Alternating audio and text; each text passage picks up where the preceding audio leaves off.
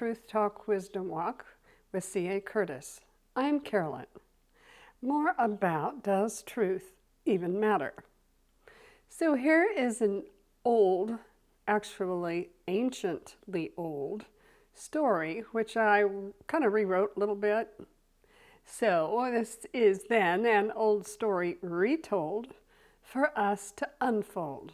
Once upon a time, in a land far away, or perhaps next door, there was an old woman. She was very, very old. She was even older than me. She was so old that no one knew about her beginnings, and for that matter, no one cared. Townsfolk agreed that she was also ugly, very, very ugly, scuzzy ugly. Each time they saw her, she looked worse than before. They whispered and turned away from her snaggle-toothed grin and disfigured body. Oddly enough, small children liked her and welcomed her as a friend if given the chance. "Why does teacher call you bad?" one boy asked, and another interrupted. "Why do they say your hair's gross and you stink?"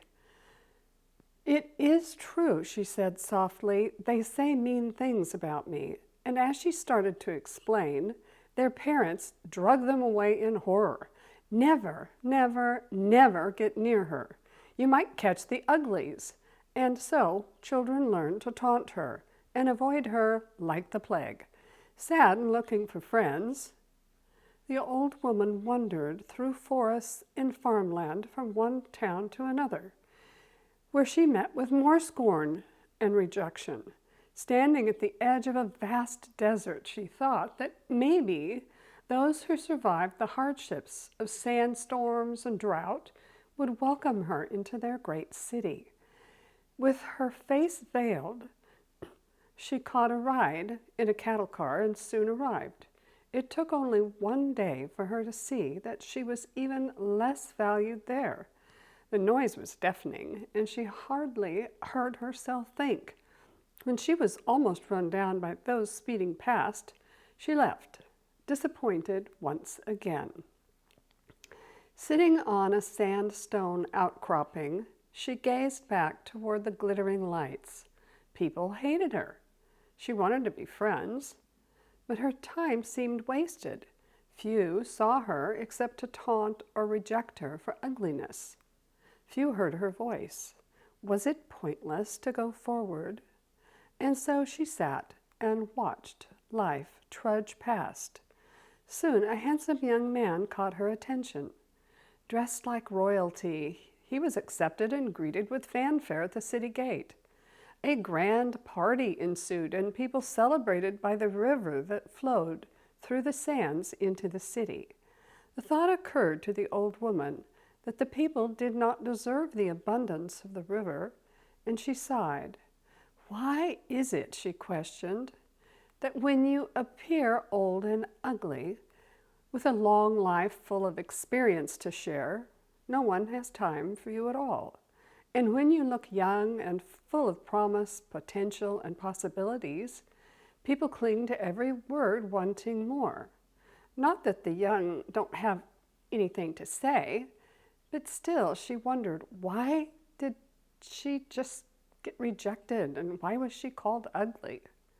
It makes no sense. Still, she was curious and watched as everyone ate and laughed together. As the afternoon drew to a close, the young man prepared to leave. He was given gifts and invited to return. He had so many things piled up that as he walked along, he stopped next to her on the road to secure his treasures. Why are you treated like royalty?" she demanded. "What is it about you that people love?" Startled, the young man looked up. "Who, me?" "Yes, you. Why the party and the gifts? And are you always befriended and celebrated like this?" It just happens everywhere I go." "Just happens?" she questioned. "Really? Are you rich or famous?" "Me?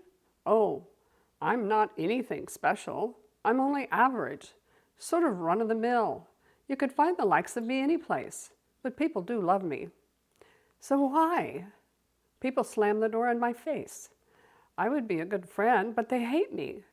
Why do you have so many friends? Who are you? Oh, I guess you can't tell. I'm not using my imagination right now. So how could you know? Know what? I'm story. People love story time. I weave tales that make people happy and they welcome me, even when they're busy or tired. So tell me, old woman, why do people slam the door on you? Of course, I can see a problem.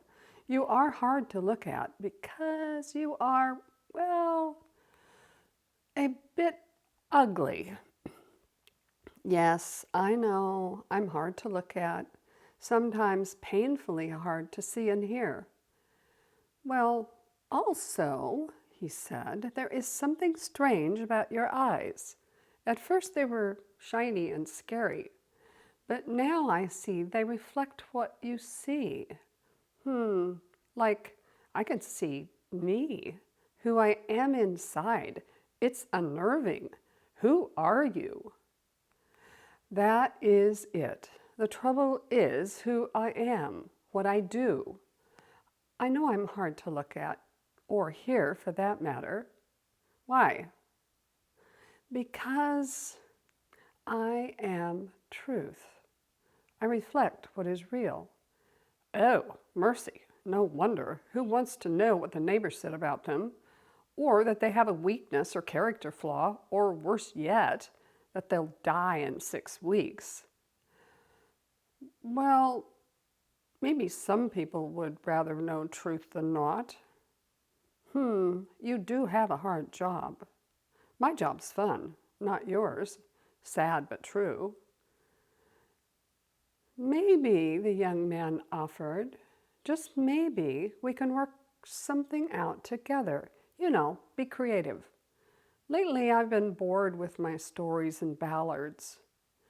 People want more mindless action without, well, real heroes.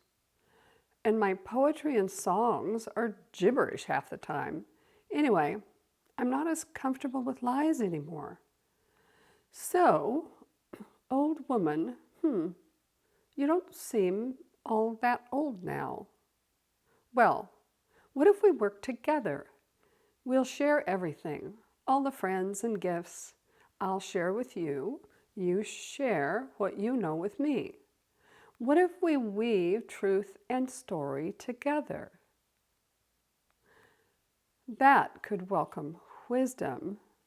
But how can it work when people see me, truth, staring at them, and they slam the door in fear or disgust?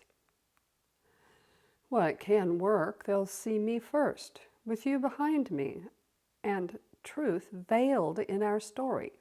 Then they'll welcome us together.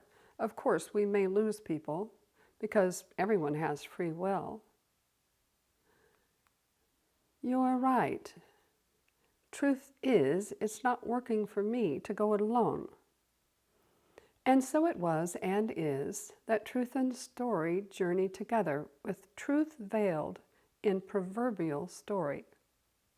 I adapted this story from Rabbi Joseph ben Wolf Krantz, who lived from 1740 to 1804 and is credited with the original tale by Jeffrey Seif. Reflecting on truth and why or how it matters, we understand why it may be unwelcome. Truth comes along and whispers what and why. What did you just say? What did you do? Why did you do or say that? Truth reveals motives, nature, character, and weaknesses. Truth can, at any given moment, challenge otherwise high opinions of self.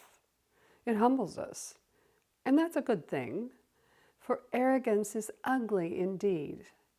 What if truth needs story, like left brain needs right brain?